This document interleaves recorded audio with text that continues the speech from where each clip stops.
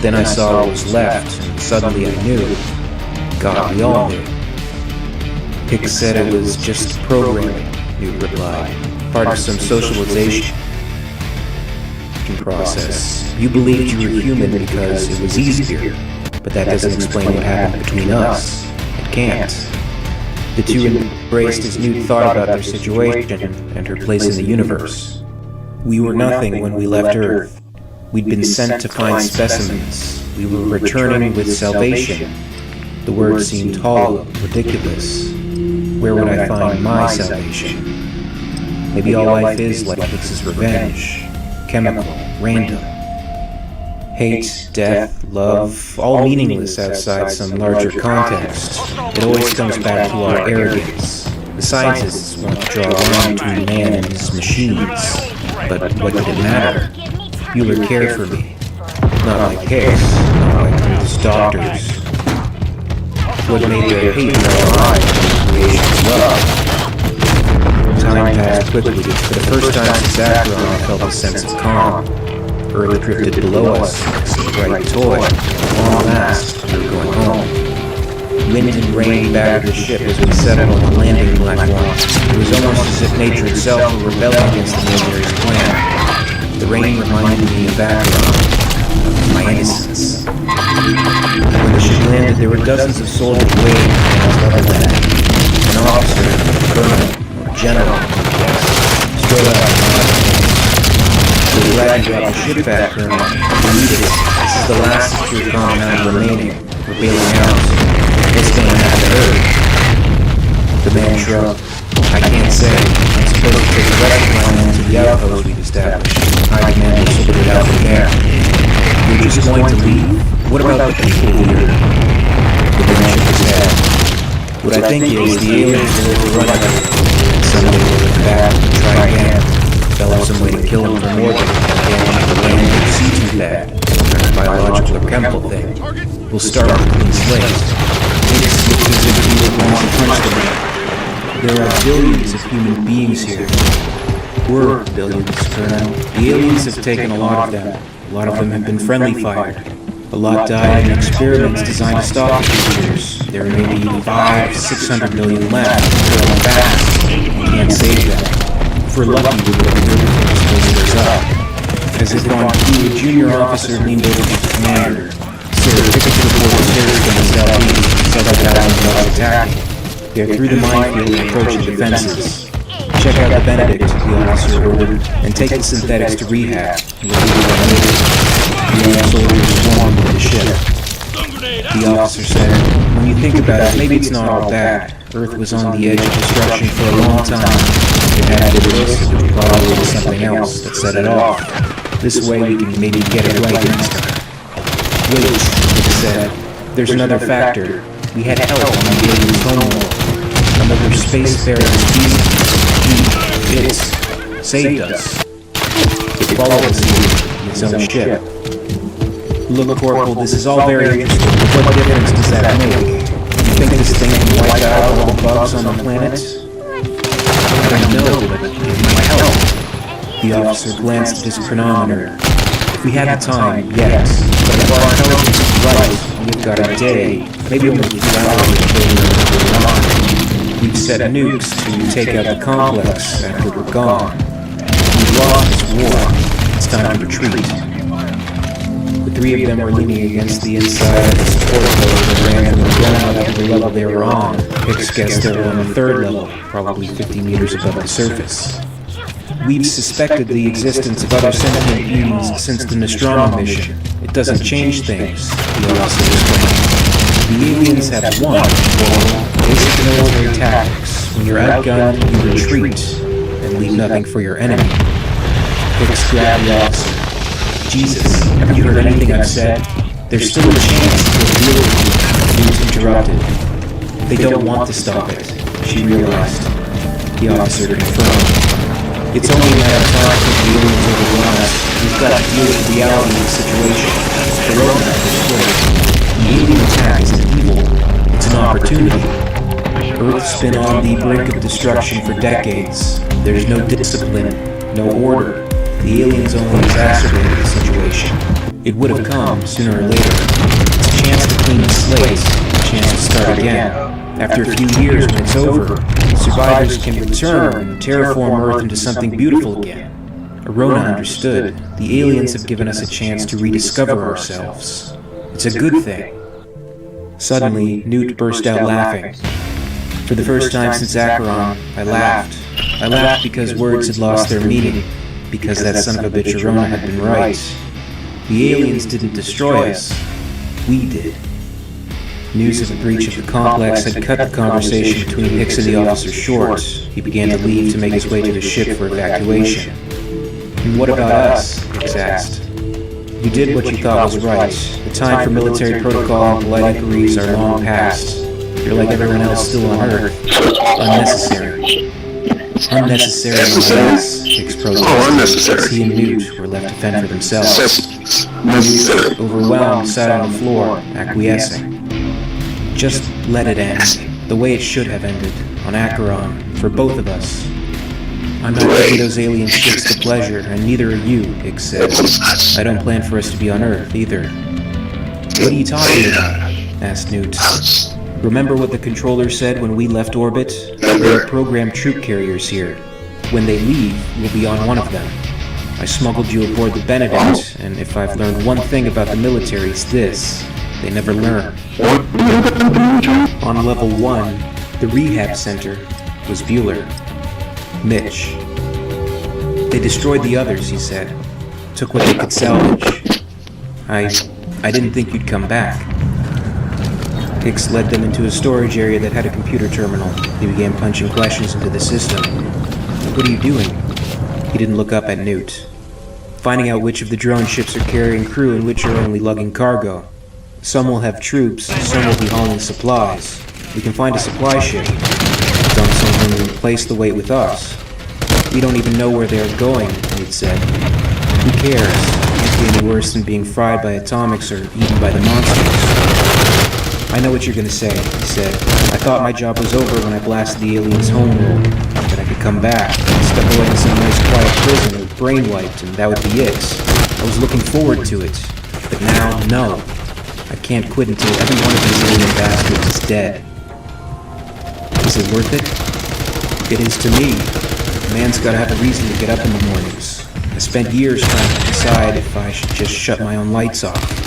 Something always kept me from doing it. I never knew what, exactly. I'm glad it did. I might die, kid, but I'm going to go down swinging. He was as happy as she'd ever seen him. He had a purpose, and that was more than a lot of people had. Here we go. Cargo drone number 302, nicknamed the American, Base 16, level 5. They approached the docked ships cautiously. Hicks put Bueller down and carefully drew his handgun. He eased his way back onto the dock, using the supports as cover. In the end, it was easy. Our ride is here, people. Let's go. Behind them, small arms fire rattled. Didn't sound close, but it wasn't too far away either. The ship was a rectangular module with heat tiles on the bottom and a small control cab that looked vaguely like the head of a giant insect stuck on the front. It seemed almost as an afterthought to Newt, the way the cab joined the brick-shaped body of the ship. Hicks caught a look. Cobbled together our spare parts, he said. We'll be lucky if it doesn't come apart when we lift. Come on. We've got to move some gear around. This bird is loaded with food supplies and frozen sperm and ozone under a little Noah's Ark. We have to install an oxy plant and recycling and recovery system so we can breathe and have a way to clear wastes. And since I don't know how long we'll be in flight, some sleep chambers would be nice too. Take us a couple of hours. I've located the stuff we need on the ship next door. It took almost 2.5 hours to get the proper gear installed, and it would have been impossible without the drone sticks rounded up. The sounds of combat were drawing much closer as they finished. You could hear the occasional chamber of the alien army. Whoever had taken over from the general would probably be hauling ass real soon now. Every now and then, Hicks heard a man or a woman scream. Let's lock it up, he said to Newt. I have a feeling we'll be going for a ride any minute. The control cabin still had acceleration gouges in place. They hadn't gotten around to stripping them, so Hicks helped Newt cinch Bueller into a place before he went down on the couch. No sooner had he fastened his own restraints than the ship's board lit up with launch readings. Close. "Hang on," he said. "Looks like somebody just lit the fuses." The ship lifted, and the high G-force shoved at the passengers, pressing them deep into their cushioned seats.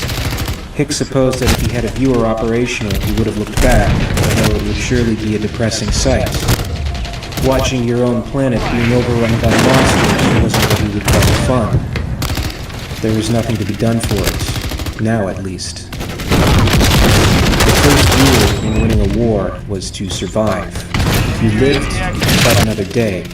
Dead, you shit. And Hicks planned to stay alive as long as it took to kill those things. As long as it took. Whoever had programmed the ships had figured on using Earth's gravity to swing them into deep space. The cargo drone reached high orbit, and the drive's pulse, pushing them into an ellipse. The monitors showed that there were at least 50 ships in loose formation, plus one unidentified vessel whose configuration Hicks recognized. "Hey, say goodbye to old Longnose," he said. Newt looked at him, went blank, and screamed. Mitch managed to unhook himself from his seat and walked his hands to where Newt was still strapped into her chair. Climbed up, held her, tried to reach her. "Newt, what is it?" It was inside her brain again. The alien presence she last felt light years away. The thing that had saved them from the monsters. It was laughing. The force of its thoughts overwhelmed her. She couldn't stop them. It was like trying to halt an ocean breaker with a bucket. The feelings were mixed. It gloated. It was filled with snide joy. It lusted. It felt superior.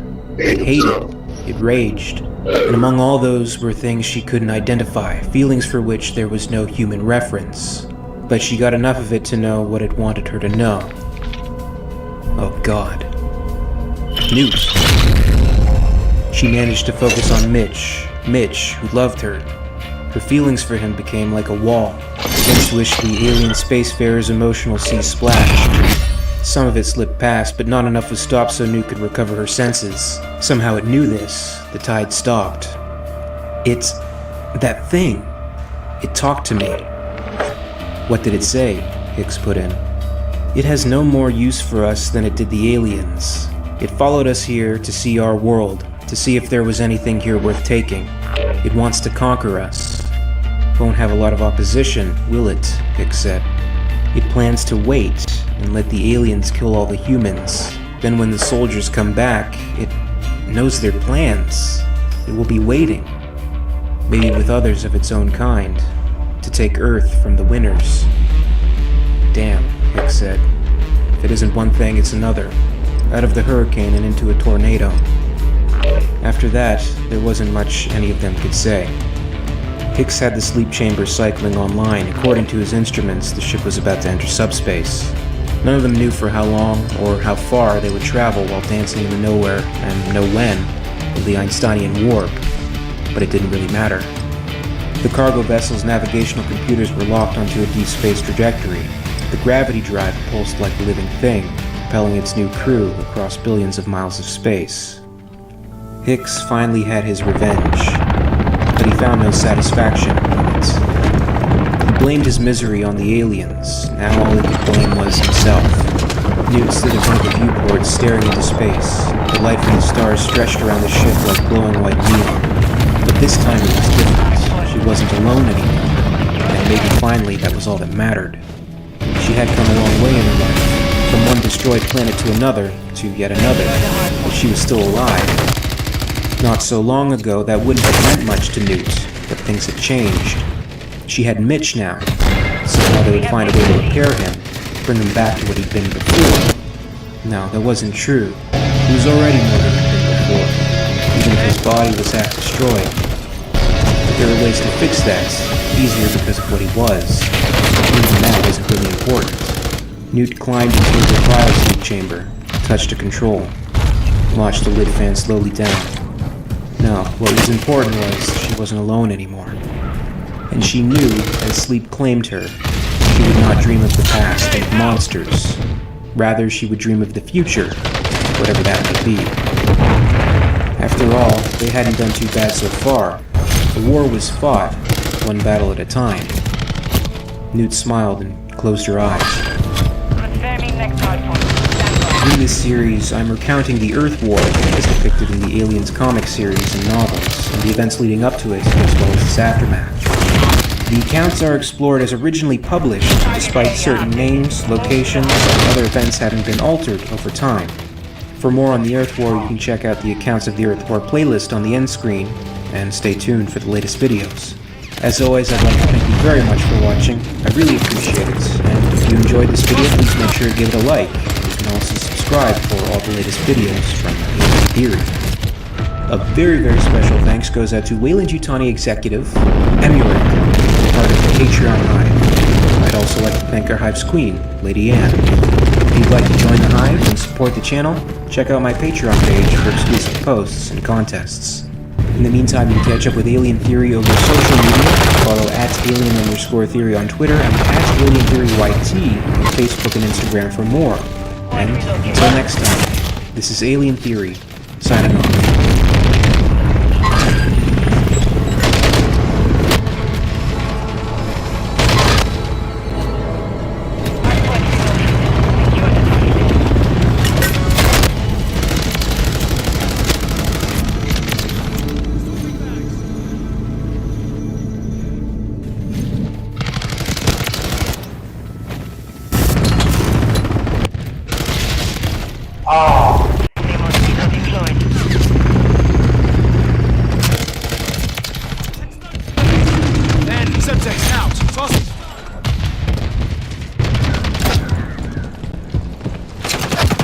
Tossing septic. Stop grenade out.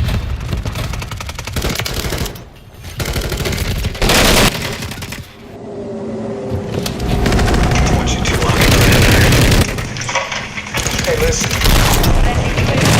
All struck out shit. But stay frosty. Can't afford to let one of those bastards in here. Hicks was not afraid to die. He ran toward what he considered the safest place on this tiny planet, but if he didn't make it, then too bad. He'd been living on borrowed time since his first meeting with the aliens so long ago. What had it been? 12, 14 standard years? You'd had been 10. Don't ask her how old she was now. He should have died with the squad then, but he hadn't, and he'd spent a great deal of drink and chem trying to forget it. Fate hadn't wanted that. The powers that be in the universe, not to mention the colonial marines, had thrown it all back to his face. Somewhere along the way, he'd come up with a new purpose, to wipe the aliens out, down to the last drone, the last egg. Getting himself killed here would prevent him from accomplishing this mission, and that bothered him more than others.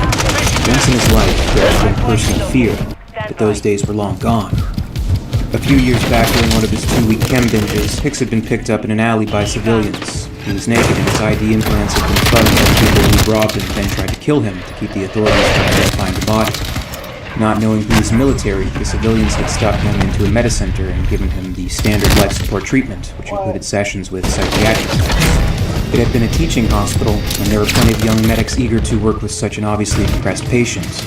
Surely that unrevised scar on his face bespoke worlds of mental impairment. It didn't take long for them to peg him as a career Marine and diagnose his problem. But while waiting for the medical MPs to come by and fetch him, plus as many budding headbenders as they could get exposed to him, chances like this didn't come along very often. In one of his sessions, an attractive young woman he would have tried to bed under other circumstances, he first heard about the Doc Holliday syndrome. Holliday, it seemed, had been some kind of medical dentist or such. He developed a fatal and, at the time, incurable illness. So, the young doctor said, he packed up, moved to a drier climate, which was supposed to offer some symptomatic comfort for his remaining days, and became a professional gambler, an outlaw. He engaged in a number of gunfights, and although he wasn't a particularly adept shooter, he always managed to prevail over his opponents. There is an instance, for example, where M. Holliday fired upon a man inside a public drinking establishment using a period weapon called a six-shooter. He was within 7 meters of his opponent, emptied his weapon, and missed entirely. Given that the six-shooter was supposedly accurate to a range of 50 meters in the hand of an expert, this was considered poor marksmanship. He later switched to a weapon called a shotgun, which I am informed is dangerous over a somewhat wider area. How interesting, Hicks told the young shrimp. Maybe he would try to fuck her, if for no other reason than for shut her up. Before he could speak, however, she continued, obviously in love with the sound of her own voice. From what our medical historical researchers can determine, the primary reason Holiday won his duels was because he did not care if he did. That frown hits his face. What does that mean? He was immediately sorry he asked. Holiday was going to die soon, or so he thought. Actually, he lived well beyond his predicted termination, the diagnosis having been somewhat erroneous. But because he thought his days were numbered, and that his number was very small, he believed he had nothing to lose. Whenever he faced somebody in a duel, they called them shoot-downs or showdowns or some testosteronic euphemistic nonsense. He had no fear of dying. He was, in his own mind, already dead. Further, he regularly imbibed large amounts of alcoholic beverages and was thus further anesthetized. While this doubtless impaired his physical responses vis-a-vis his reaction time and weapons prowess, these things in fact gave him a psychological edge. Most of the people he faced in such duels did not wish to die, and thus their fear often caused them to hesitate or behave in a panicky manner. Against an opponent who sincerely did not care if he lived or died, but whose only goal was to shoot them, damned, such fears could be fatal. Apparently, were fatal more often than not against Holiday, DDS. Hicks grinned, the scar on his face doubtless making the expression hideous to see. I know just how you felt, Doc. When you live on borrowed time, you don't get a dog's dick if you die. It makes things nice and simple. Such a philosophy seemed to be embraced by Hicks as he was apprehended along with Newt and General Powell in the loading bay. For all his planning, his careful steps, his plan to transition the power of Phase 3 from the seemingly mad General Spears to the seemingly more stable Major Powell had not followed through as conceived. The coup may have gone over more successfully if it had not been for the escaped alien specimens. Had they escaped, or were they released? It's been said that General Spears left nothing unaccounted for, and nothing went on in or around his base without his knowledge. Did Spears insist his plan? How far would the General go to realign his alien army? Hicks looked at Spears, his mind still fuzzy. There was something he was going to do. What? Spears looked at Powell. He might have known Dick was there, wouldn't have the balls to try something like this on his own. His glare pointed towards Hicks, implying his responsibility for the recent turn of events. Hicks managed a nod. Spears returned the gesture. Thought so. You get credit for trying, but with the wrong side. Too bad. I admire a man with guts, even if he's an enemy. Win some, lose some, Spears said as he turned away. All right, men, you know the drill. Get the cargo loaded, collect your gear, sort out the prisoners, and free the loyalists. I'll give you a list. What are you going to do? Hicks said. His head hurt, and he felt as if he were going to vomit, but he maintained, taking slow and deep breaths. Well, it doesn't really concern you anymore, does it? But because you gave me a decent fight, I'll tell you. I'm going home, to Earth.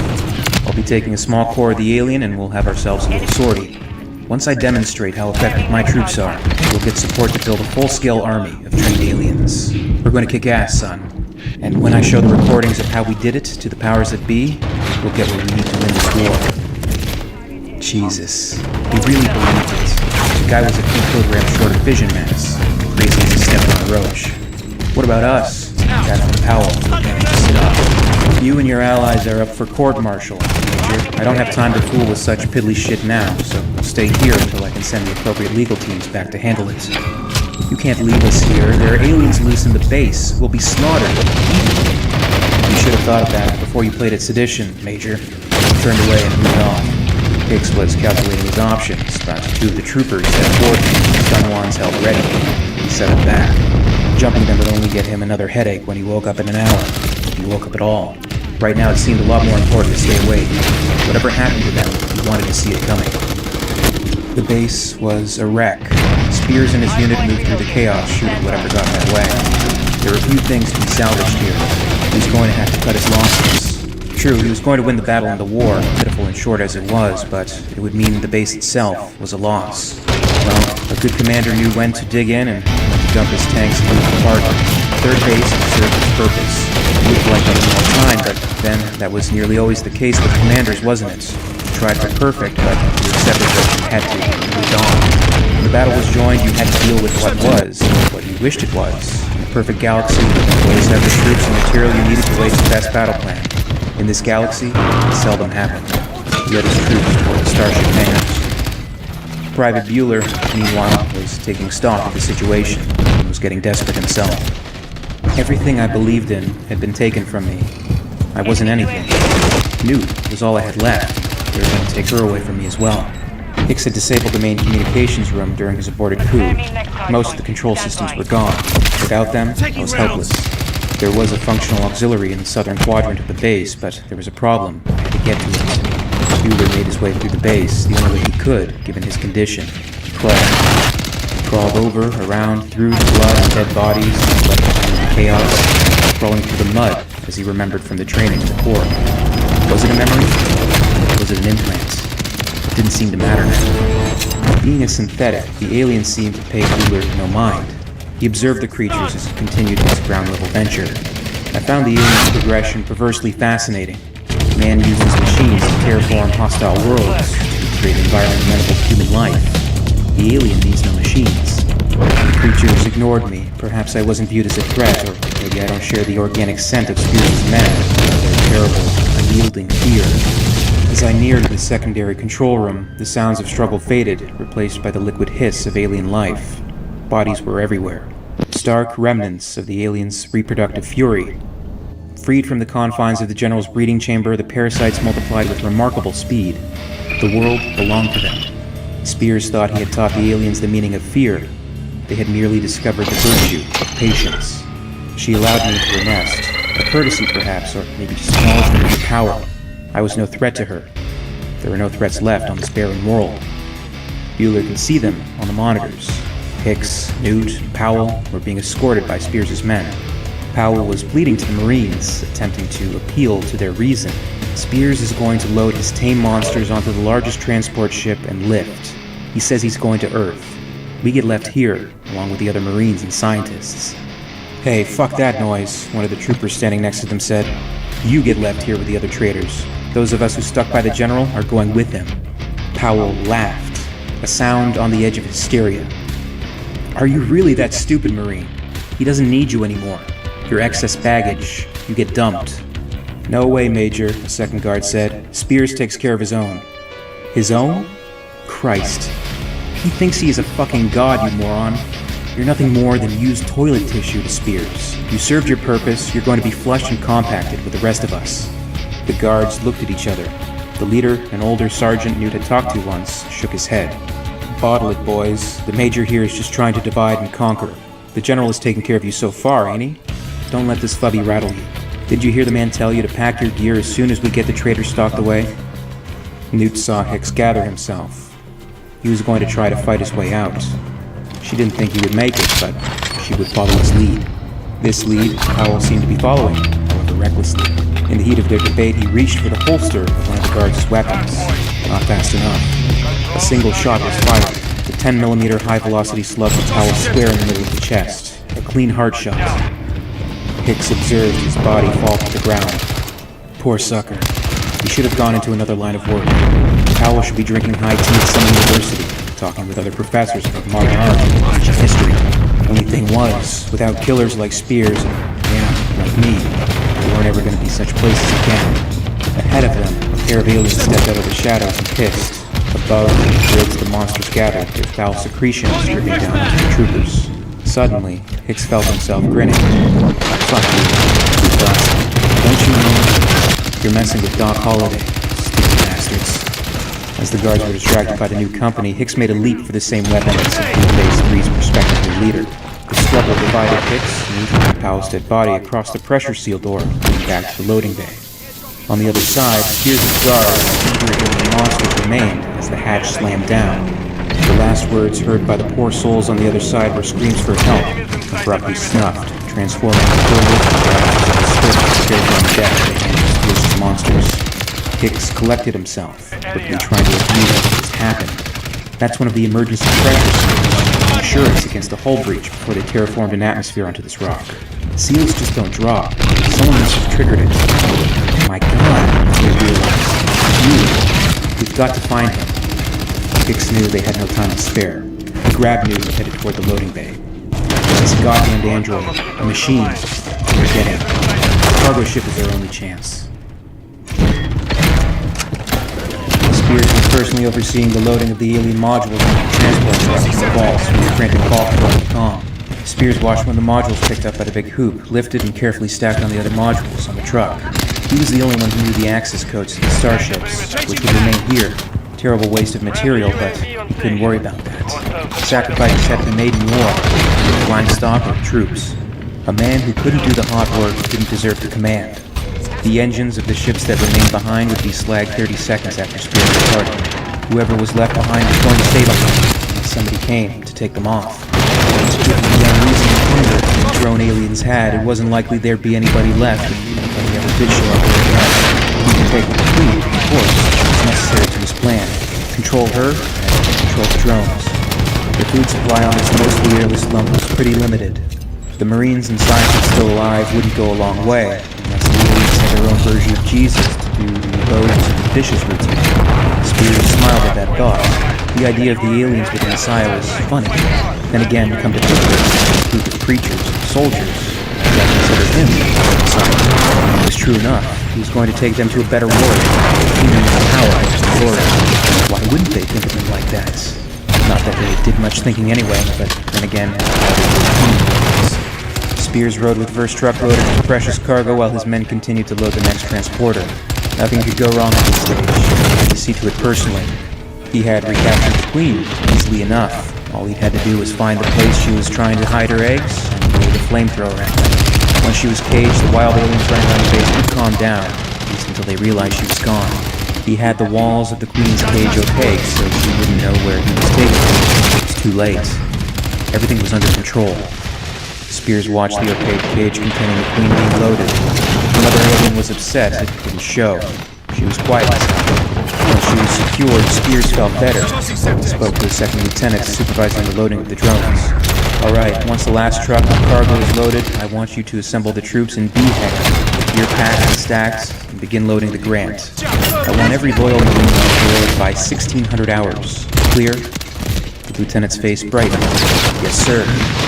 Carry on. Spears walked toward his quarters, had some items he wanted to pack himself. Once that was done, he would be ready. He smiled at the old adage he learned in his first tour. Once you leave a place, don't look back. There might be something there and it might be dangerous. In this case, there would certainly be something behind him, but it wasn't going to be following him, much less gaining. He was going to the glorious future. Here was nothing but the dead past. Pick dishonor, he thought. Let's hear it for the losers. Despite what he told Newt, Hicks was nervous. The hangar was huge, there was a lot of scurrying activity, but if something was going to go wrong, it would be within the next few minutes. Well, the man did what he had to do and fucked the rest of us. At least he was armed now, and if he went down, he would go down fighting. There were worse ways to die if you were a Marine. Being eaten from the inside out by an alien baby was as bad as anything you could imagine. Two troops using hoop lifts were busy loading the aliens into the ship. The name stenciled on the side was CMC Carter. Hicks and Newt were almost at the service hatch when somebody behind them called out. Hey, you there. What are you doing? This area's off limits. Hicks turned, pulled his carbine up, and fired a single round. They continued on their way, stopping for nothing. Get in the ship, Newt. Fast. Seated in the control cabin of the ship, Spears checked the codes to be sure the computer didn't have anything wrong. Everything was green, all systems functioning properly. Overhead, the hatch covering the hangar began to slide back. He could feel the drone of big pumps as they sucked the air inside the hangar into storage tanks. Gravity began to fade. A small tap on the propellers and the ship would rise. Once he was clear of the hangar, he would light the engines and boost into a slingshot orbit. Launch minus 1 minute, came the dry voice of the control comm. Spears nodded to himself. Perfect. As the seconds counted down to the launch of the MacArthur, Hicks and Newt came aboard and witnessed the horrific realization of the general's mission. Inside the ship, Newt and Hicks looked at rows of the aliens in their containers, stacked on their sides in bins. Christ, Newt said. Hicks groaned. Spears has been planning this all along. He never intended to take any of his soldiers back. Just his precious things. Newt stood alone and grabbed Hicks, holding him tight. Hicks, scared. So am I, Newt. So am I. Come on, let's find the control room. We can still stop him. They'd taken half a dozen steps when gravity faded considerably. They hurried toward the control room. Liftoff commencing. Spears felt a slight tug as the propellers kicked on, shoving the ship straight up. After a moment, the propellers cut off and the massive ship drifted upward, hot air balloon on a cool and crisp morning. Spears touched control. Below, the engines of the remaining starships would begin converting themselves into molten waste. In less than a minute, what had been the acme of man's technology would be no more than a white-hot soup of swirling metal and plastic, electroviral matrices, all cooked beyond repair by nothing less than a god. And if God could fix it, he was one hell of an engineer. Hicks and Newt rushed to the control engines. They could see Spears on the other side. They recognized the life form of his vessel. He was prepared for such an inconvenience. The general had grabbed a welder and sealed out the door of the control room as he perceived to be attempted sabotage, interference with mankind's redemption. Someone's aboard with us, Spears announced. More traitors, more spies, interfering with mankind's mission. I can't let that happen. Hicks and Newt, helpless on the other side, listened to the general expressing his mad declaration. Men of limited vision sometimes have difficulty seeing the truth. I don't have the time or the patience to educate them. There was no way forward. There was no way stopping this mission now. Carefully, Spears opened a plastic box containing cigars. Picking up from the open box, the two bags disappeared out of cat-free. With a fortune, the Darkleaf beauty was about to go up in smoke. He smiled. Wasn't that the way of things? Even a great cigar would be nothing but ash, only smoke. Things didn't endure. Only deeds lasted, and nobody had ever done a greater deed than to reclaim an entire planet from an enemy. Another world of humans to boot. He clipped the end of the Lonsdale with his cutter, but the fragrance reached his lips, sucking on it lightly, and ignited the cigar with the flame of the welder. The first puff filled his nostrils and sinuses. He blew it gently. The control room's cabin flew air. He watched blue smoke pulled into the cleaners. It didn't get much better than this, thought the savior of mankind. No, sir. General Spears had done exactly what Hicks and Major Powell had predicted and feared. The general's loyalists had followed him blindly, helping him every step along the way of his mission. In their fear and desperation and the dim hope that Earth would turn back to what it once was, probably the promises of glory, glory he deserved purely for himself all along. Spears, controlled in Starfleet, an alien army and his cargo, with humans along for the ride, headed towards his destiny, Earth. In this series, I'm recounting the Earth War depicted in the Aliens comic series. The accounts are recorded as originally published, despite certain names, locations, and other events having been altered at the time. For more on the Earth War, you can check out the accounts of the Earth War playlists on the end screen, in sequential order, and stay tuned for the latest videos. As always, I'd like to thank you very much for watching. I really appreciate it. If you enjoyed this video, please make sure to give it a like, and you can also subscribe for all the latest videos from the channel. I'd like to express my sincere special thanks to our really becoming executives, Merk and Lady Anne, part of our Patreon Hive. If you'd like to join the Hive and support the channel, check out my Patreon page for exclusive posts and podcasts. In the meantime, you can catch up with Alien Theory over social media. Follow @alien_theory on Twitter and @alientheoryyt on Facebook and Instagram for more. Until next time, this is Alien Theory, signing off.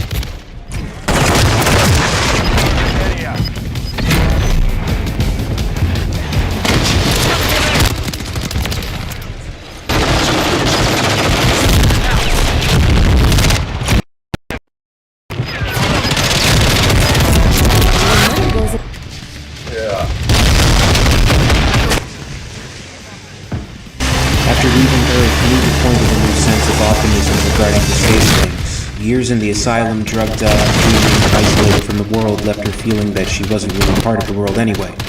The dreams even subsided for some time into their journey. The optimism may have been short-lived, however, and Newt began to question her place in the universe once more, and the man, or synthetic, she had come to love. I should have guessed the first time I was with him. Everything was so perfect. Skin, hair, musculature, all of it meticulously designed and synthesized. I could imagine his designer relaxing behind a genetic schematic, adding and subtracting features with the arbitrary twist of a dial. He was an android construct, a replica, I think he was as surprised as anyone else to learn the truth. It was almost funny Bueller was the first man who ever loved me, and he wasn't a man at all.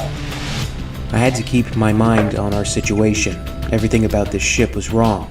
Pre-programmed navigation, no weapons, capable of receiving communications but not transmitting. What the hell were they doing?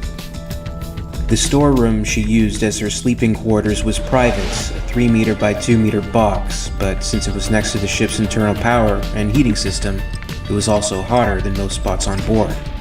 She stripped to her undershirt and panties, lay down, and leaned back against the bulkhead that served as a pillow. Sweat slid down her bare skin, dampened her clothes, and made her feel sticky, and it was damn sure better than the company she'd have to endure otherwise. She was dozing when Hicks appeared in the doorway. She hadn't bothered to slide shut the hanging curtain she'd rigged. His sudden presence startled her. "Make some noise when you leave, Hicks. You scared me." He stepped into the room, his feet nearly touching hers. Something about the way he stood there made her nervous. "Everything scares you, Newt," he said. She blinked sweat away, wiped at her eyes. "What are you talking about?" He moved closer and reached out and caught her shoulders. "When you were a kid, you were scared of dying. Later, you were scared of living." "Jesus, Hicks, back off." He grabbed her wrist, leaned against her. His face was only centimeters from hers now. She could smell his sweat. "You really prefer that thing in the computer room? Wouldn't you rather be with a real man, one who has all the right equipment?" She felt something hard poke into her belly. Christ, was he going to rape her? "Hicks, stop it. Why are you doing this?" He jerked back. "Why? Because I'm going to make you face yourself. What you're afraid of. Love, passion, caring, people." Newt looked down and saw the bulge she felt wasn't what she thought. It was his belly.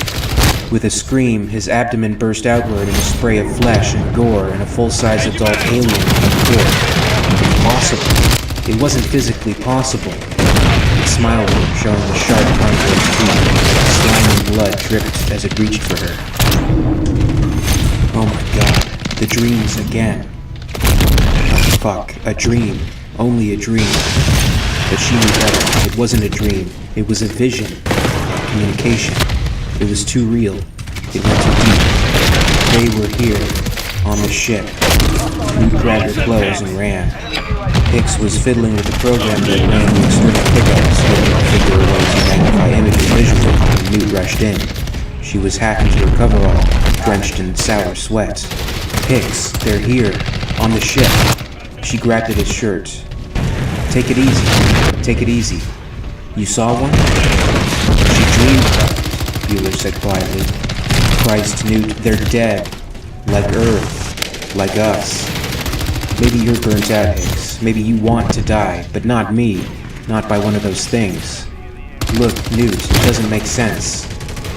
Where is the gun, Hicks? If you won't help me find them, I'll do it myself." "Alright, you want to play Marine? We'll play Marine. But I'll keep the gun. We've only got part of one magazine left." What the hell, Hicks thought. It was something to do.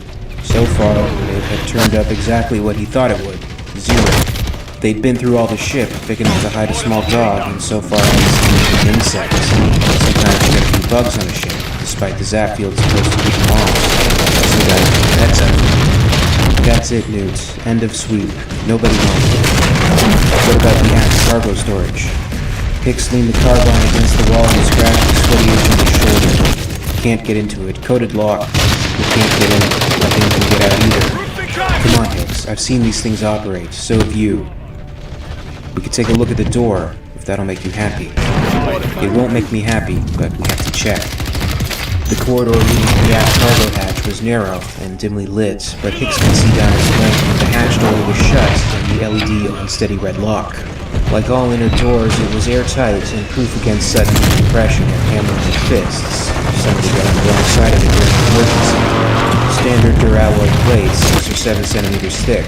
Even the aliens could have trouble flying through that. "What's that smell?" she asked. Hicks sniffed. Something burned. It smelled acrid, like cable insulation. A short somewhere? Could be easy enough given how this shit's put together. "It's stronger over here," she said, pointing toward the side corridor they just passed. "Better check it out." A lazy wisp of smoke crawled from the corridor, a heavy vaporous snake that stayed low, covering the deck. Better grab an extinguisher.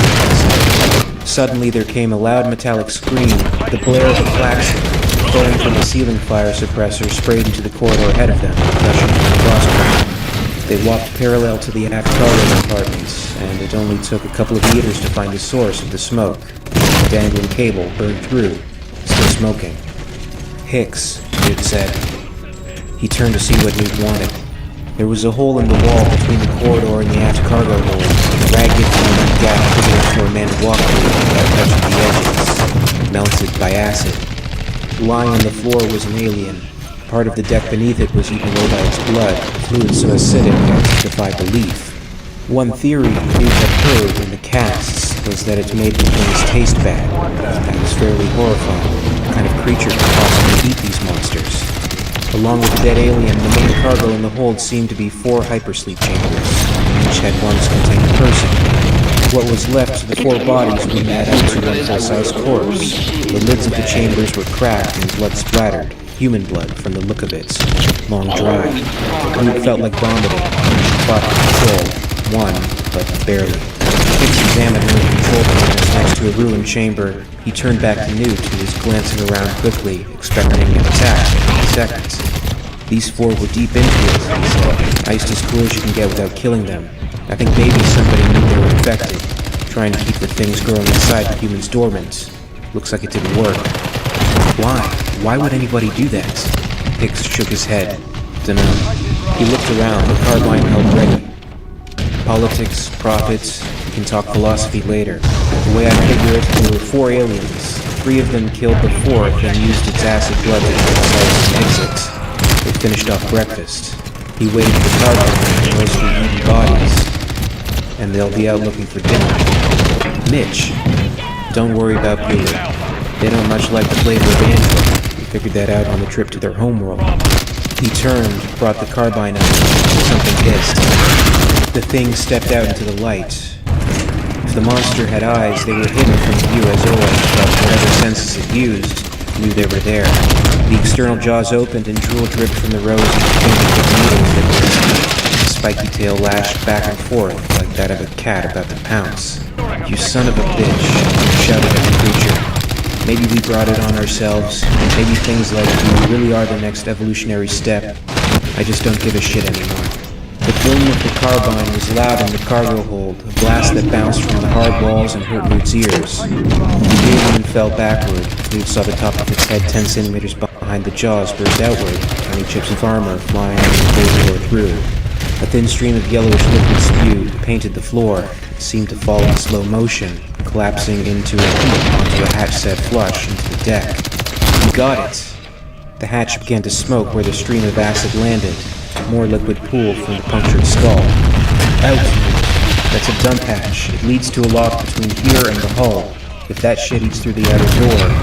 Newt didn't need to be told. She jumped for the door in the bulkhead behind her. Hicks was right on her heels. She was 2 meters ahead of Hicks when another alarm, more strident, began to blare. That would be the hull breach number. The floor-to-ceiling hatch 5 meters ahead began to slide down. A light next to it lit and flashed red. Unless something plugged the hole in the hull, all of the air on this side of the hatch was going to piss itself into the vacuum. Anybody on this side of the hatch was going to die trying to breathe nothingness.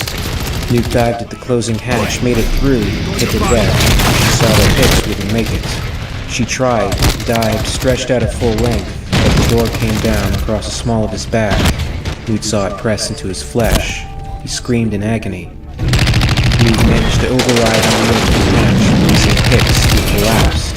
So cold, he managed to say. Can't catch my breath. We've been exposed to open space and suffering at ends. Newt needs him to help. You killed it. It's over. No, 2 left, Hicks said. Newt carried Hicks back to the control room with Bueller to report the events. "We've got company," she said. "Maybe next time you 2 will listen to me when I tell you something."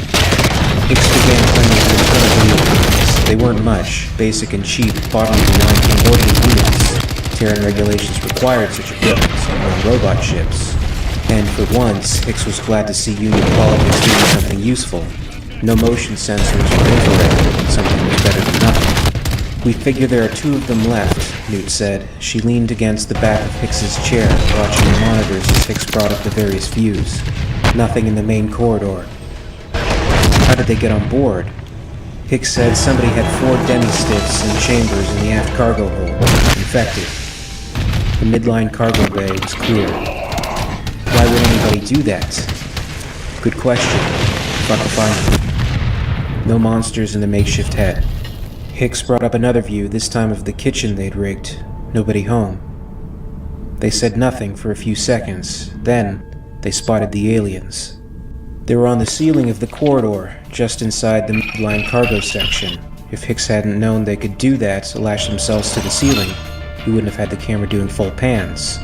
But he'd seen the things come off from the walls and ceilings of their nests. They weren't moving, and if he hadn't known better, they looked like some kind of sculpture hung by a modern artist. There they are, Hicks said. Quick, open the hatch. Bueller opened the cargo hatch, sending the xenomorphs out into a vacuum, and one of them out into the cold of space. The other, however, had managed to claw itself onto the exterior of the ship. One threat remained against the crew of the American. It was then that something started banging on the hull. The pounding that vibrated through the ship changed to a scraping noise, like giant claws scratching on metal. Bueller instantly recognized the severity of the situation. "I'll go," Bueller said. "Wait a second," Newt said. "Why does anybody have to do anything? It's outside. It doesn't have any air. It will freeze. It will die." Hicks shook his head. "It's not human, Newt. We don't know what kind of oxygen or energy reserves it has tucked away. It might survive a long time. Any of us would already be history out there. So, fuck it. Let it croak slowly." Bueller picked it up. "This isn't a combat ship, Newt. No armor. There are things it could damage out there. Heat tiles and a hydraulic sheathing will protect against atmospheric burns and space dust, but not against what that creature could do." Newt shook her head. "Great. Just fucking great. We have a couple of inspection suits," Bueller said. "Umbilicals. I'll see if I can rig one to fit me." Newt continued shaking her head. She stared at him and took a deep breath. Hicks and Bueller were in no condition to go, leaving her as the best possible hope to eliminate the alien threat that could cause fatal damage to the ship at any moment. She volunteered for the task. Newt stripped to her undershirt and panties. The lock was chilly, the suit stiff and bulky as she stepped into the bottom half and worked it up her legs. Hicks had drilled her half a dozen times in how to put on the suit, how to test the seals, make sure everything was in working order. If he could have moved, he would have been there checking it.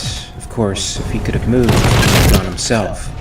The suit had a Voxcom. Hicks's voice came over it as Newt lowered the hard plastic helmet into place. Armed with the carbine, Newt made her way out into space to eliminate the alien threat.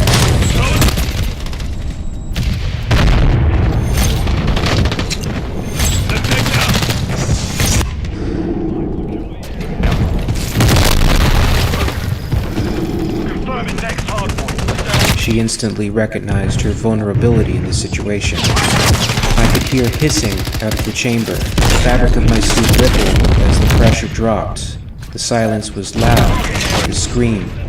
I could feel them outside. Their patience was their strength. Humans measure time in minutes, seconds, microseconds. Time never mattered to the alien, only survival. God help me, I was beginning to understand them. Newt knew what she was dealing with. She had a gun that could kill it. She was brighter. The drones were like big ants or bees. They were nasty and deadly, but stupid. That's what everybody said. Relentless, yes. Smart, no. Phograph was confined to the inside surfaces of the ship. Outside, the thing would float away if it wasn't very careful. Newt could walk on the hull with the crew. The alien had to have something to hold on to, and it wasn't going to be her. The local sun was shining down on the opposite side of the ship.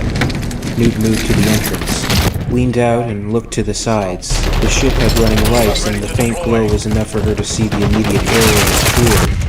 Nobody in sight, going out.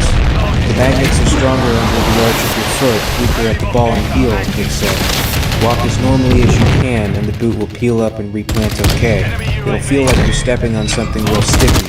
Just take it slow. Keep one foot down at all times. Hicks, you already said that. It wasn't too long ago, but Wayne hasn't gone dead yet. Newt moved her other leg to the outside of the ship, triggered the magnetics on the left boot. She felt a sudden dizziness as she stood up, extending from the side of the ship like a thorn stuck into it. She attached the magnetic ball of the umbilical to the ship as a backup. You'll probably feel like you're falling, he said. That's okay, don't let that bother you. Just in a little while. Newt looked around. God, it was so big. Despite the fear she felt, a sense of wonder flowed into her. There was a kind of razor-edge beauty to it. It's a real e-ticket ride out here. Ain't it though? Hicks said. You'll never forget your first EVA. Assuming you survive it, Newt said. Walking was, as Hicks said, not too hard. A little awkward, but not bad once you got used to it. She felt as if she were the only person in the entire universe. I'm going to walk toward the back of the ship. I'll stay near the right edge so I can look down the side. Newt started moving. She held the carbine ready to fire, her finger on the trigger. You weren't supposed to do that. You weren't supposed to touch the trigger until you were ready to fire the weapon, but she wasn't going to risk fumbling in the damn gloves when she couldn't feel anything through them. The umbilical ball rolled soundlessly along behind her.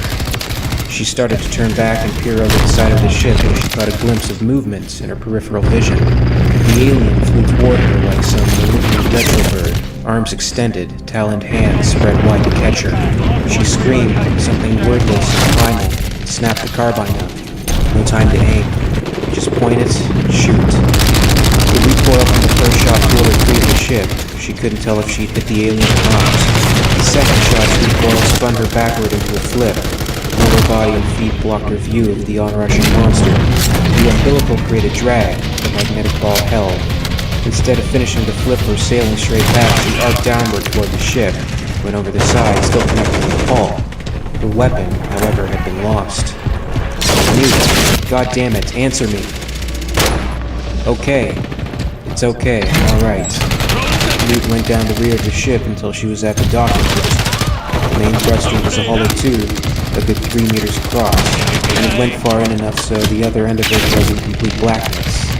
The only way she was going to see that far was to lean over the rim and use her helmet lights, which meant that if anything was in there, he was going to see her when she peeked over the edge.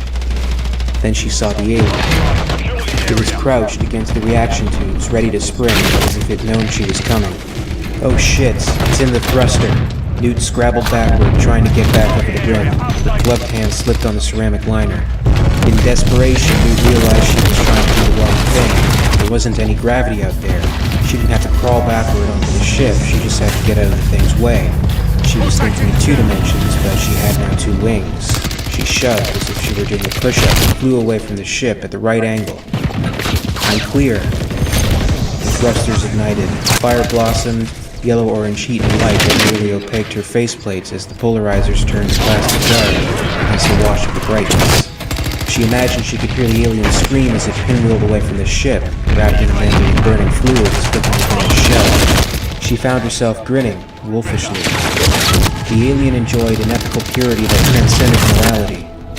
It didn't concern itself with human concepts, good or evil. It didn't have to. It bore no malice when it killed, and that was where we were different. In the black vacuum of space, death was the only absolute.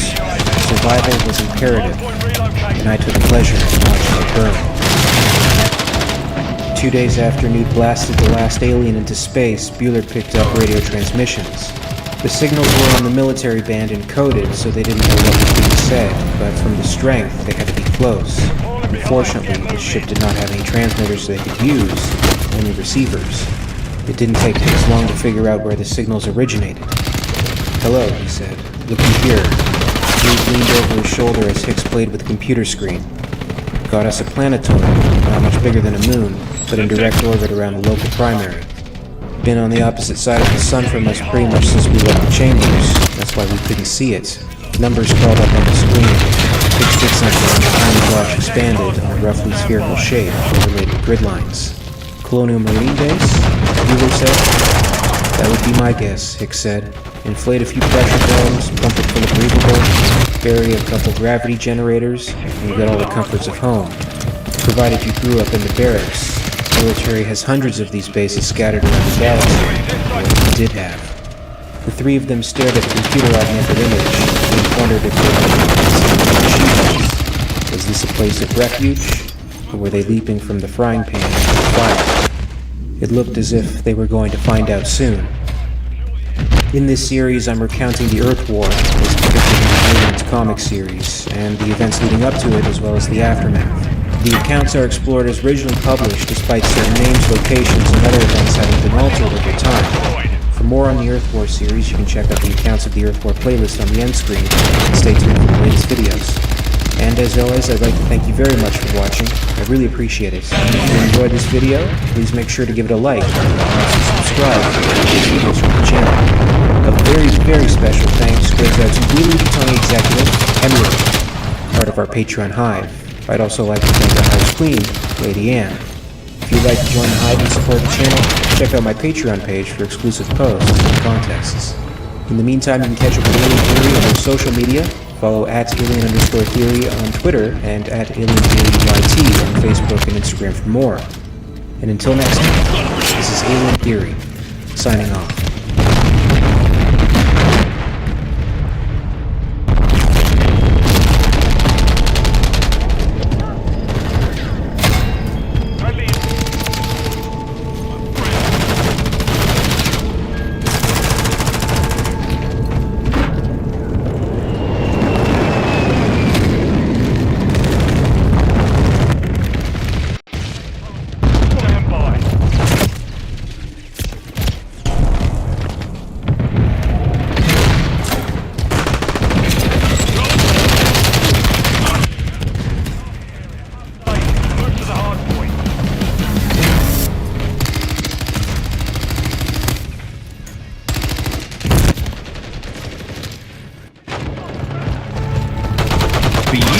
I've been interested in a lot of these crazy-sounding cases of US military secretly recovering alien spacecraft from parts of New Mexico, Nevada, and Utah. So I met and interviewed a while back for my book, Scott and Suzanne Ramsey. Scott found out by accident from local Navajo Indians talking about the crash site. And so as a husband and wife couple, they have done some phenomenal research. Well, on March 25th, 1948, oil workers discovered a lenticular craft laying up here after being called out because of a brush fire. And they came up and found this large object, about 18 feet tall, short of 100 feet across. Now you're testing me here. You're saying an alien spacecraft with multiple dead aliens on it. Yes. 16. Was discovered here. That's right. When we started this process, it was insignificant whether it was positive or negative, the result. We wanted the truth. And it has led us in the direction that we firmly believe that it occurred. So what happens? They discover a craft. How many individual dead, I can't believe I'm saying this, aliens are on board this craft? 16. I hear you after 16 aliens. 16. They were between 3.5 feet to 4 feet tall. They were perfect teeth. They were childlike in appearance. They had jumpsuits on that were like a powder-colored blue. They were charred, blue uniforms on, nothing that would signify rank. Number 2 on comms. We may be compromised. Really fascinated me was that there was a plane, that saucer craft, whatever it was, had hit another mesa on the way. And we were privileged to be able to meet the granddaughter of the man who saw that craft hit that hill, a woman called Krista. And to test her claims, she very kindly agreed to come with us to the top of a 7,500-foot mesa, which is an expedition I will never forget. We went to the very top of the hill and she pointed out to us the rock that in family folklore her grandfather said was the rock that the craft hit, this massive craft hit, and then kept on going after it hit that object, that rock. He said that it was wobbling, and when it hit the rock over here, it was wobbling, and before it hit the rock, So it was obviously out of control. It was out of control, absolutely. Wherever they were from, they and their craft ended up right here. You've actually spoken directly to people who saw this object. Absolutely, yeah. And you believe them. Absolutely, I do. And so John, our cameraman, put his drone up, and for the first time we got drone vision and photographs of this mark on this bit of rock. And I don't know for sure what it is. I'm not a geologist. I'm not somebody who can quite look at rocks. But it does look like something's hit that rock. And whatever it was very large and very strong because it seems to have taken a gouge out of the rock face. Who else turns up? The military, late morning, early noontime. They took it to the Los Alamos Nuclear Laboratory. That's my opinion. So let me check this. You've got witnesses who say that they've worked on a recovered alien spacecraft and that the United States government is trying to re-engineer that technology. At least to understand how it works. Wow. Yeah. Do you think that the United States military somewhere has recovered alien materials? I think there's a strong possibility of that, yes. And I've spoken to sources who have basically said that. Yes, and I trust these sources.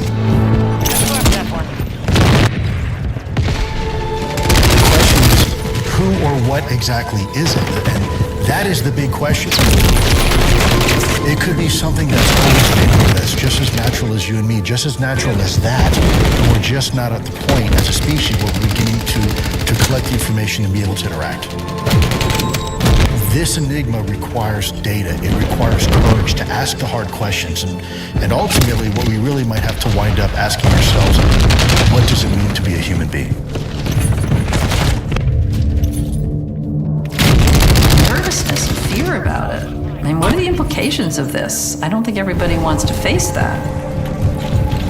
I am absolutely certain that this is a reality. Eventually, all of us are going to have to face it. Suspending any ideology, any belief in UFOs, whether you believe or disbelieve, it doesn't matter. Ignorance is not an option.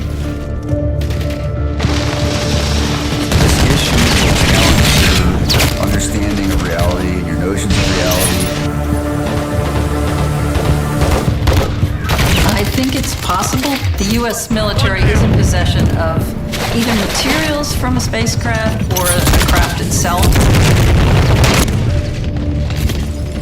That is the biggest story, and that's the cutting edge, I think, of what we need to know more about.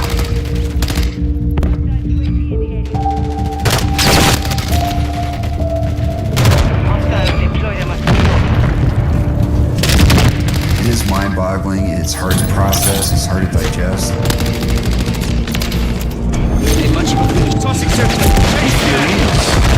An alien civilization waiting to show itself to humanity. If there is some kind of consciousness that's been with us, that's not human, that is sentient, that's always been here, whatever it is, it's exciting because it redefines our understanding of ourselves in the universe. It's going to turn religion, cosmology, science on its head.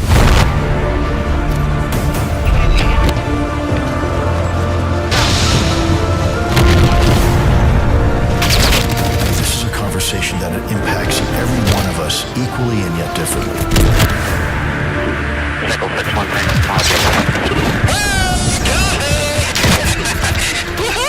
Roger, there's troubleshooting back here. Oh my gosh, dude.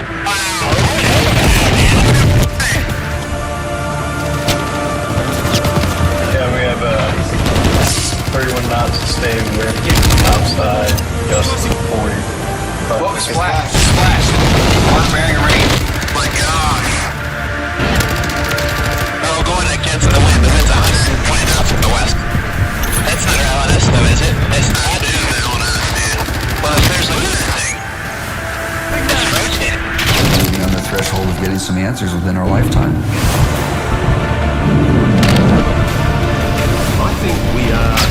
a turning point in human history.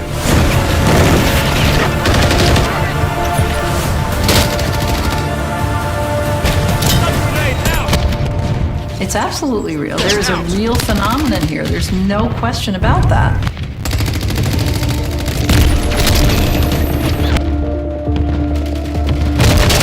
Tossing Semtex.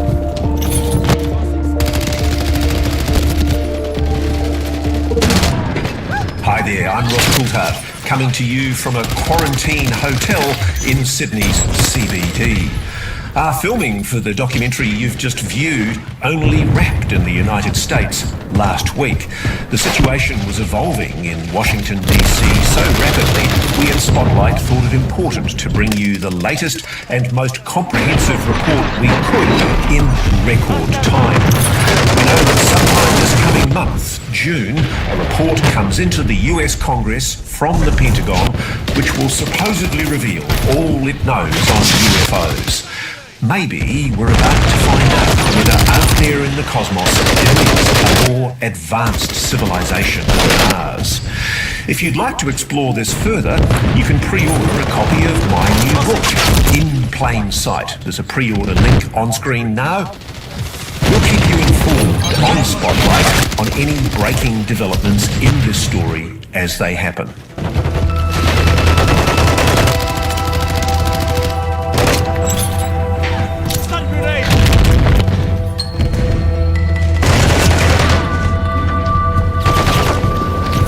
Last Sunday's Spotlight episode, the phenomenon drew an enormous response from around Australia and indeed from around the world. We've been inundated with extraordinary eyewitness accounts of UFO sightings, but perhaps the one that most caught our eye came from a national household name. In fact, he's an old friend and colleague of mine, former Sunrise weatherman Grant Denyer. This week, he caught up with Ross Coulthard, who has some further startling developments in this story as well.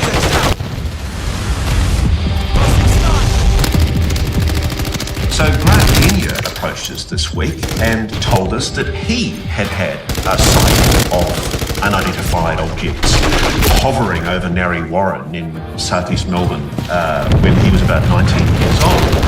He describes the very same kind of objects that are described by literally thousands of people who've contacted us. Objects that are doing hypersonic speeds, literally turning instantaneously with no sign of and as he said to me, it's not able to be explained. There's no explanation that he's ever been able to find from any kind of human technology that explains this. And he's open to the possibility that it might not be of this world. Grant, take me back. You're a 19-year-old lad. What happened? When I was driving along the road, night time, about 9 o'clock at night, noticed a couple of very strange lights hovering in the sky, low in the sky. And they were too bright to be stars or planets. They were about as bright as a plane, not moving. Not moving at all. Just about 5 dots, just sort of sitting there in 2 groups. Satellites? Not satellites, no. Satellites wouldn't be that bright and would be higher in the sky if you could see it at all. This is in southeast Melbourne suburbs, so there's a light pollution around, so you wouldn't really see the stars or a satellite anyway. So these were bright lights. So I was wondering, and I was curious why they weren't moving. The plane should be moving, a helicopter should be moving. They don't just sit there. And then one of the lights left its group, went from a standing start, a supersonic speed, over to the other group, and then just stopped dead on a dime. And I know there is nothing in this world that can do that. So I was like, I've just seen something that I can't explain. Wow. I believe what I saw was some form of UFO. And whilst I sat on it for a long time and didn't really talk to too many people about it because, you know, you do sound like a bit of a whack job, and even coming out on television now and telling this story, you know, people might go, well, you're a whack job. Well, I don't care. I saw what I saw.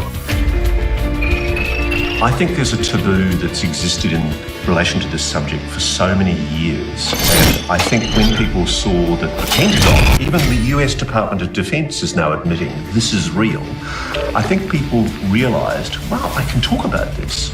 And so one of the people, I can't name him, but one of the people who called me this week was a very senior federal politician. And he told me that he'd had an experience with his girlfriend where he'd seen a flying saucer hover over him at a beach. And I said, well, you go on the record, will you talk about it? And he went, not on your Nelly, never. And he's still worried about that ridicule thing. But a lot of the people, most people, are very happy to talk about it because they realise there's no stigma anymore with talking about the phenomenon, because you've got the American Defense Department, very senior officials in the Pentagon and the American government admitting that this is real. You've seen it. Was it real? It was real. What I saw was real. There were about 5 lights, and when one left the group and joined the others, they hovered there for probably another, 10 seconds, and then they just both groups just went vroom together and just disappeared. I think that I have a reasonable mechanical understanding of how things operate. I race cars, I drive at 300 kilometres an hour, I know those dynamics. I now fly a plane, I've done my first solo, so I know about those dynamics. I know about what are the things in your airspace that you need to consider. That's nothing that is in any textbook that I've ever seen. What so many of us have trouble understanding is behaviour that, for want of a better expression, cannot be explained. Some of it is simply bizarre. Is there something to cattle mutilation? There are unusual incisions and mutilations that have taken place with cattle and other animals going back decades. Many people attribute this to UFOs.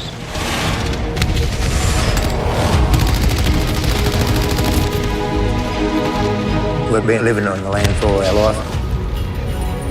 Never ever run into something like this before. And the area it is, where it is, it's not even where people can access easily. Mick and Judy Cook run a 14,000 hectare cattle station in an isolated pocket of North Queensland. There's only one road in and one road out. 2 years ago, Mick was out on a remote part of the property when he noticed something very strange. Early one morning I was down what we call the river country, and there was a cow there dead. And as I'm driving past her, I seen her udder had been surgically removed. There was no blood or anything, but very neatly removed. Took a few photos to show me wife more than anything. She also had a part of a jowl removed and one ear. Basically, where it's been cut, there's no blood on the hide, no blood on anything, and I don't know anybody that's been able to remove a cow's udder without blood everywhere. And not only that, there's no struggle where the cow died. There's nothing, it's just neatly put down there and no struggle marks, no blood, nothing. Since then, they say 15 of their cattle have died in similar ways. The most recent was 8 months ago. Who's responsible? It's alien to us.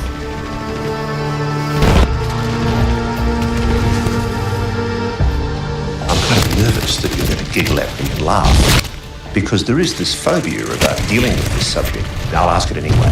Is there any link between the UFO phenomenon and cattle mutilations, do you believe? I've talked to people that have investigated that, and credible people, and I've seen the photographs, and I know they've tested the blood, and it's really undeniable that there's something going on there. And the cuts are often surgically precise. It's excising specific organs inside the body, often with no discernible external wounds. Yeah, it's not as though they were just, shot and have a bullet wound or something. They're lying on the ground. There's then some surgical cuts, and it's usually the same cuts over and over again. And often the blood is drained, and it's bizarre. It's really bizarre. It's a genuine mystery. And I know people will want to giggle, they will want to ridicule, but the reality is Because the United States FBI, when I was doing my book research, they told me that there are 10,000 unsolved cattle mutilation cases across the United States, across a swathe of the United States. It became such a big issue that congressmen were demanding investigations by federal law enforcement, and they never got an answer. They were never able to properly explain what happened to these poor animals. It's a genuine mystery. I reckon for the first few weeks I was a bit itchy about walking outside at night, but you can't do anything about it if they're that smart. Yeah, and a couple of times I thought, gee, have I got a chip in my head or something like that? I know I did have those sort of thoughts go through, but I thought, no, I'm still normal. Hope.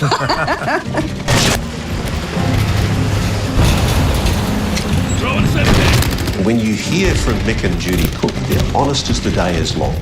Mick and Judy does sound like an honest Australian couple. But those cattle mutilations, it's interesting. We started investigating them, and there are people all over Australia who've experienced strange, surgically precise cuts to their animals that died in the most horrendous circumstances, and they've often been reluctant to talk about it because of the ridicule factor. So, good on you for being able to speak about what you said. I think, I come from a long line of farming families, and I know what kind of pride and reputation is at stake, in those areas. We've been on the same farm for 113 years now. We're still on that property, and I can tell you that a neighbour was on the tractor at night time, and in the middle of nowhere, pitch black, the brightest of bright lights just came over the top of the tractor and just hovered there for a while. Imagine they do exist, but we don't know their intent. Is it friendly? Is it not friendly? Should we not be learning about it just in case we might need to all band together to take this situation on as one unified group? You're crazy if you don't ask questions. That's how evolution works. I'm really lucky that I had the experience. I feel like it opened up my eyes, and it's nice to know that I'm not the centre of the universe, but maybe there's something else out there that's bigger than all of this. So for you, it's a positive experience? Yeah, I like the fact that I saw what I saw, because I was like, okay, there's a big picture at play that's not just me in this world, and I like that idea. I like the curiosity of thinking.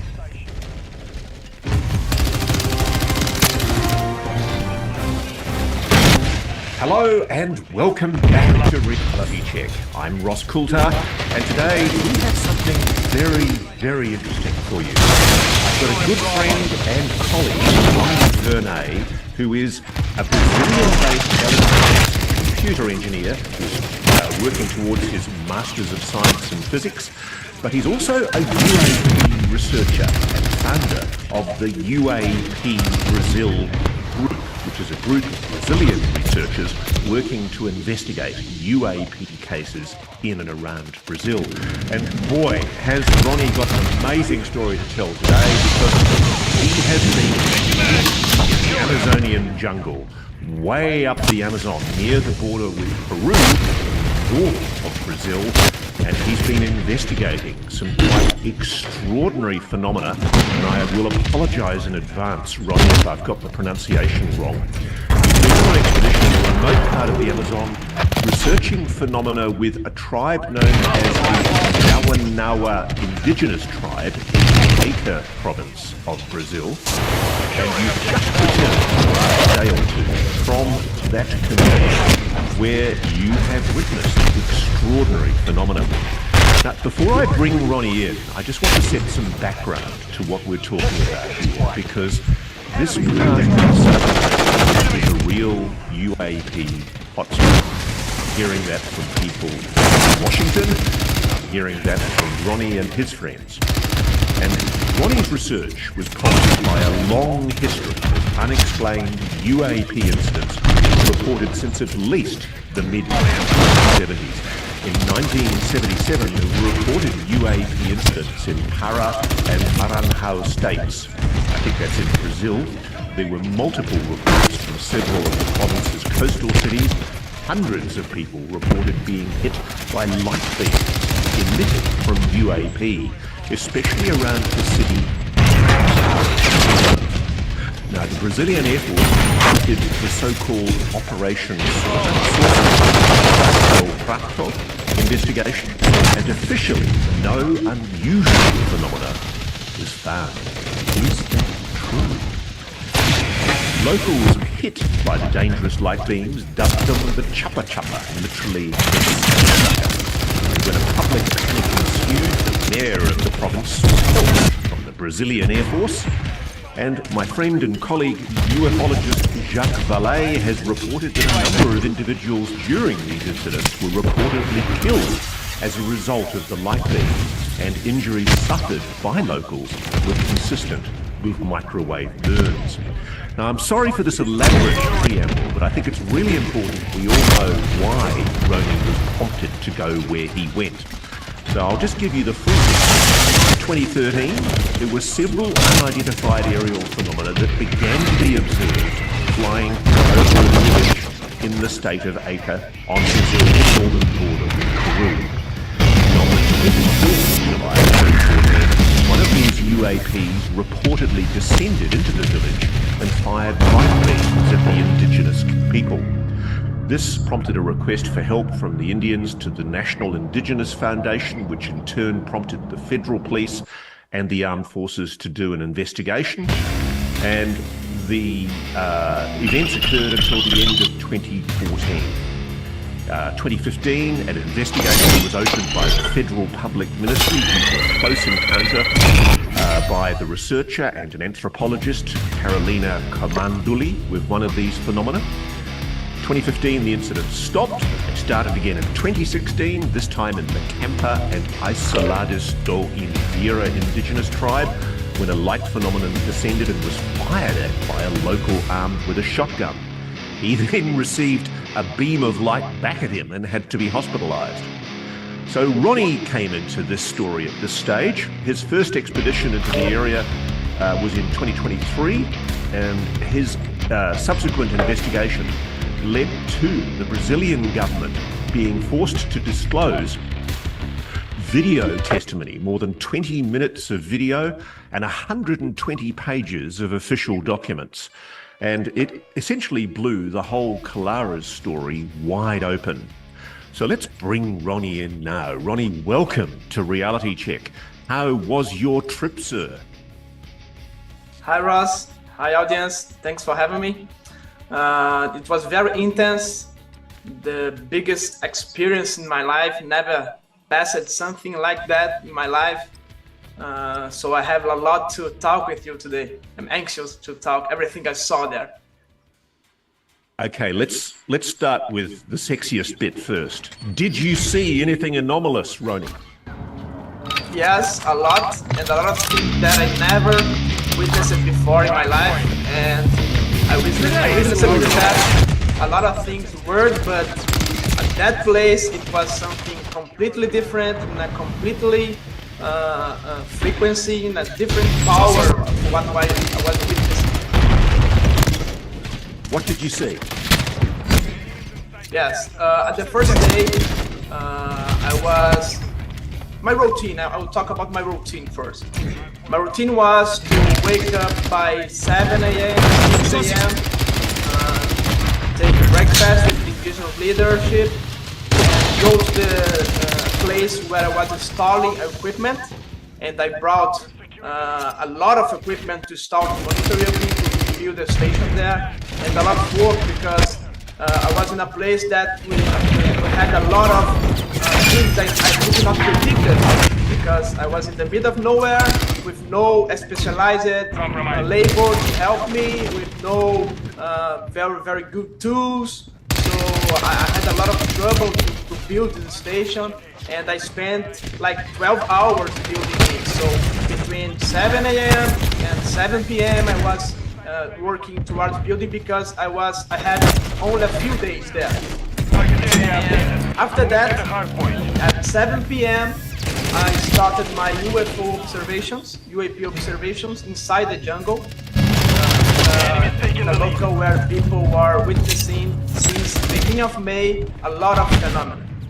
In the first day, I witnessed a lot of what we call poltergeist events. I did not saw luminous events, UAP. I saw what we call poltergeist, strange sounds.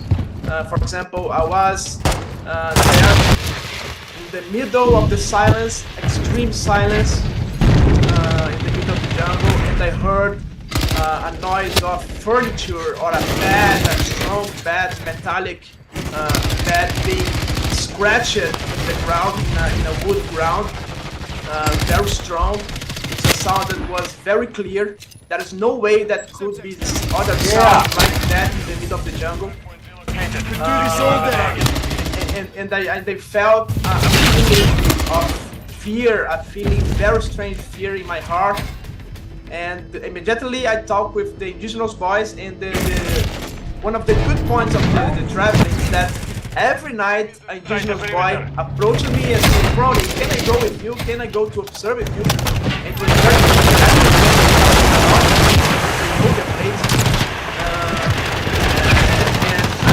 immediately I rushed with them to the place to check if there was anything, any source that could explain that sound. And it's not possible. There's not any bad metallic bed there, any strong bed there, any furniture that could explain that sound you heard. And during the night we heard again many strange sounds of people like walking grass, walking in the forest, things with different sound being scratched against the ground, being pushed, moved. And we heard it a lot of times during this first night. So that was my first contact with the strange phenomena there. So did you see any physical movement, or was it all just noise at that stage? All just noise. No physical movement, only noise, strange noise, very clear noise. It was like the noise was close to my ear, happening close to my ear. Very crazy. It's not something distant. And so, just to be clear, just explain to our audience. I mean, you're not in a house or a built-up community.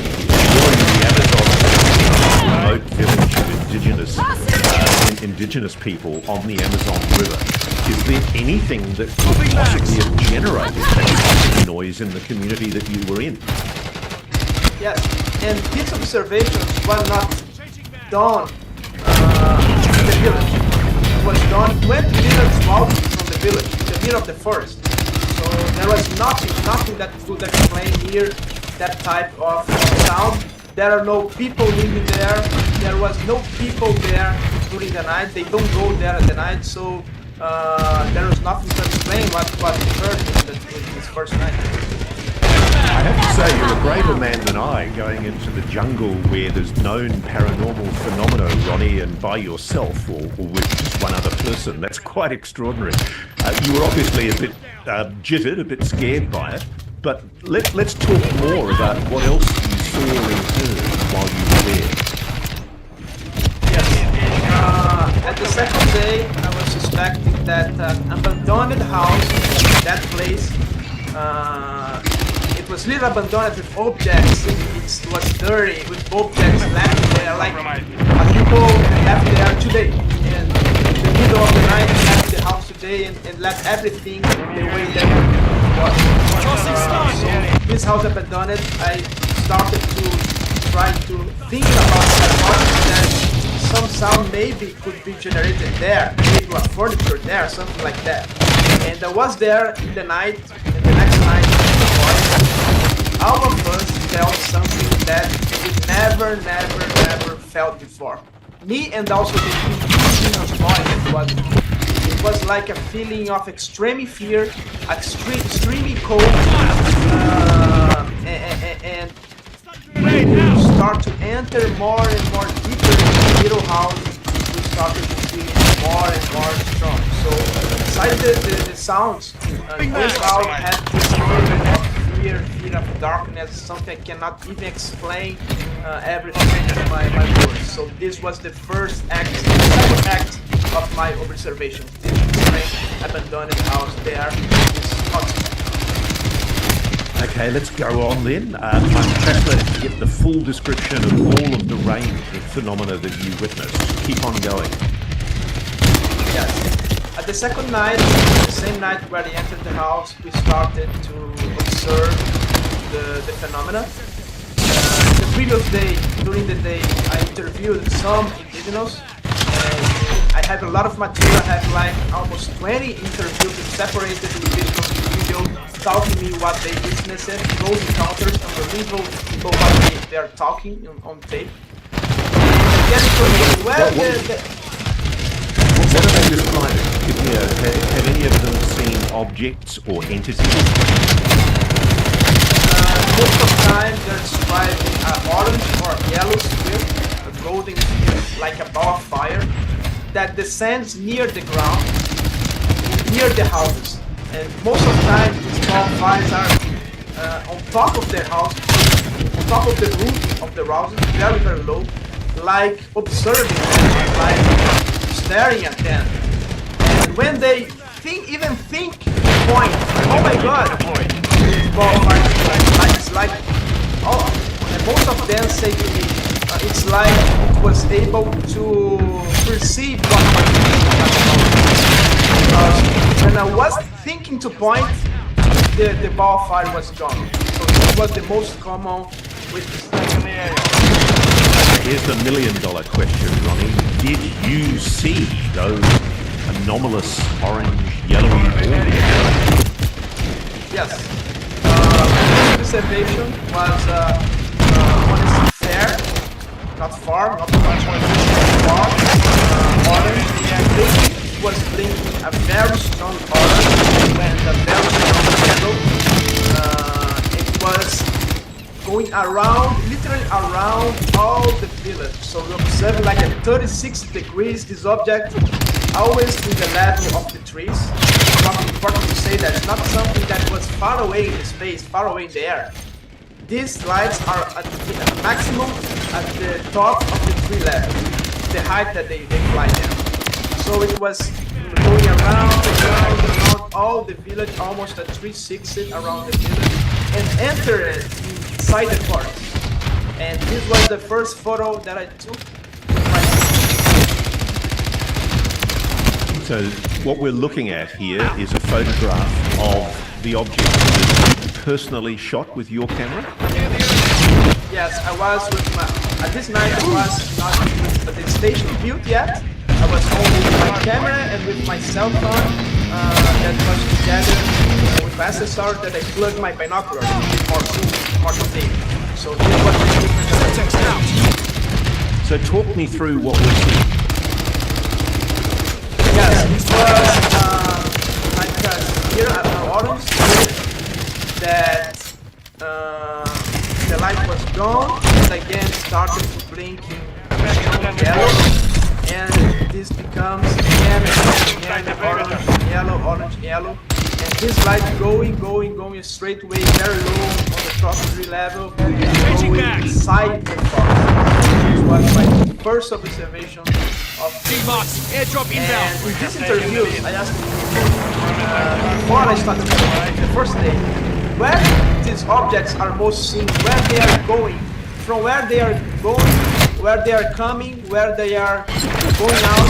Can you explain the directions where this phenomena is more often seen? And all of them, almost all of them, was certainly that it was a specific direction. It was to the west direction from the village, inside the village. and I started to investigate that direction. And this object that I saw in the second night entered exactly in that direction where the people was telling me that the lights were going in and out. So what size was this object and how high was it? And what was your emotional state? How did you feel? Did you feel the same terror or apprehension or dread that you felt in the house the previous night? No, I did not feel that fear. I did not feel the same feeling during the poltergeist like events. I felt like apprehension in the sense of, oh, maybe this object could be in our direction, and sometimes it seems that it was going to our direction, but fortunately it did not come, and I stayed more calm, and everything went okay. Did any of the locals that you interviewed have experiences such as those that happened in 2014, 2015, where beams of light were projected at them by these objects? Not in the sense that to hurt them, to have physiological evidence, that's what we are observing at that time. It was in the sense of this ball of fire or projecting light just to illuminate or something like that, to read them, I don't know. But not, they do not feel like hurt or physiological attacks like this past year in Peru or in Brazil in the last. No, I think we've all seen it. There's been these incredible videos. I don't know whether they're authentic or not, but they purport to be from villages in Peru, recorded very recently in the last year or so, and they showed extraordinary apparent beings, large, how does one say this, humanoid entities walking around Peruvian villages shot on admittedly very bad quality mobile phone camera vision. Is any of the locals in the village that you were visiting, did any of those locals see anything coming like that? An entity, any kind of humanoid being, any kind of sentient intelligence? No, any of the interviews, almost 20, they did not tell me about humanoid forms, only luminous forms and even objects. There are people that saw something like a disc with luminous lights in the side and also a red light in the bottom of this disc. Another people called me about like a water reservoir or something cylindrical with lights in the sides also that was spinning. And how large? This case, one.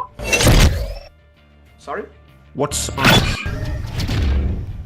Yes, like 1 to 2 meters is the most common size that they were telling me this object. And you've obviously recorded these. Did you record them on video as well as still cameras? Yes, I recorded the testimonies, and after I installed the equipment, all the cameras, the zoom cameras and so on, I started to see in more detail this phenomenon, record this phenomenon with zoom and with more quality than before in the second day. So the first contact with the luminous phenomenon with me was that one is more far. I filmed it, as I said, with my binocular. That was together with my cell phone, a good cell phone. And in the third night, I was with the boys. There was 2 indigenous boys that were helping me, that I trained them to install the equipment. And we was late. There are a lot of things to do. It was like 6 to 7 p.m. And I said to them, we need to work more in the night to not delay all this, because I was afraid to not have enough time to complete. And we was installing the equipment. It was in the ladder, like 2 meters ladder in the height of the roof, on top of the roof with them. And we were looking to this roof, to the route, to the camera, to the wall, was not paying attention to the environment behind us. And there was a family for us, because some nights some families came from the village to observe the phenomenon with us. And this night specifically there was a family, and the woman of the family said, hey, there was a big light behind you. and we looked behind, and was that big, like 1 to 2 meters sphere, red to orange color, that was literally less than 1 meter from the ground, and it was behind us like maximum 5 meters from us. Very, very No close. noise? No noise, zero noise. It was very luminous, but you could, something strange that was very luminous, intense bright, but you could stare to the light without the first light. It was crazy. And Did you get vision of it? Did you get pictures yes. of it? No, because we were installing the equipment. There was three, one holding the camera, one holding the ladder. It was in that activity, so we did not have time. But there was something crazy that more crazy than trying to take pictures of it. So we was very sad because it was very close. And it was with this noise 2 meters on top of the roof. I was afraid of something now down in my head. But the boys very happy to descend. Basically, when we look at the object, immediately, instantaneously, the object starts to fly away from us. It's like, okay, I was searching, but I don't want you to search. And start away. I heard it very, very fast. I entered the house where we were installing the equipment. I get my drone. I put my drone, Ross, it's a new record. I put my drone in the air in 15 seconds because I wanted a lot to get the image about this phenomenon. I put in my DJI drone, flying in 15 seconds, and when I saw the objective was static, not that close, but static, and I was successful in putting my drone very close, like 1 meter from the zone. It was seen with my eyes, and the drone. And my drone was, the object was here, my drone was like 2 meters high. So I was looking directly, then I was looking, the red light from the phenomenon of the light, red light from my drone. And I had vision, and I started to get the drone camera, to look down, to look to the side, and it was not possible. There was no way that it would be possible that my drone was not this object, because I was seeing with my eyes. It was very clear. The red light, the orange light was very strong, and it was impossible to me. The object was static, it was not moving. It was impossible to me to film it object over my in the area. You realise what you're describing here is one of 5 observables. It was demonstrated to sensor technology, wasn't it? Yes, and the crazy thing is that, oh my god, I'm seeing this. And I asked the indigenous boy, that in this time the indigenous boy, they were like ninjas. They were like 5 meters inside the water reservoir, observing the object, telling me, Ronnie, go to the right, go to the left. And they said, and they confirmed it. He was positioned right in the front of the object. The object was static. I tried in many ways. I tried to circle around the object. It was not possible. So just so I'm clear on what we're going to be cutting into this video, you do have video or still imagery of the object before you put your drone up, is that correct? Not this night because he was installing the equipment, but there's no time to film this specific object. But I tried to get the drone to get the close image, and it's not possible. And what does it show? Talk me through what you filmed. Yes. So, the first night, the next night, we installed everything. I was hurrying because something interesting, that these objects have a time window to work. It's like that, a behavior, or they want to be seen, I don't know, but they have a very specific time that's between 6:30 p.m. to 8 p.m. This time window is when the objects come in and out of the phone. And so I put all the cameras, the biggest cameras, the motorized cameras with zoom, internal cameras, the direction where this object was coming in and out, and I was hurrying trying to film in that day because I wanted everything okay, everything started at 6 p.m. to start to film at that time. And I was successful to do that. At that time, I did not have already the sensors because I started almost 10 sensors there. I had all the cameras, but I started and I started with the boys to try to deliver at 6:30 p.m. we started the baseline. And my plan was, let's observe the phenomena and I will to control the motorized cameras, put the zoom and try to manually track this object and get the best image possible. So exactly at 6:30, the first object came. This same object, blinking one, orange and yellow, top 3 level, going very slow, no harm, and I tried to, I heard, I tried to put the camera in position, but they were not successful because the object definitely goes down inside the forest. That's the behavior, common behavior.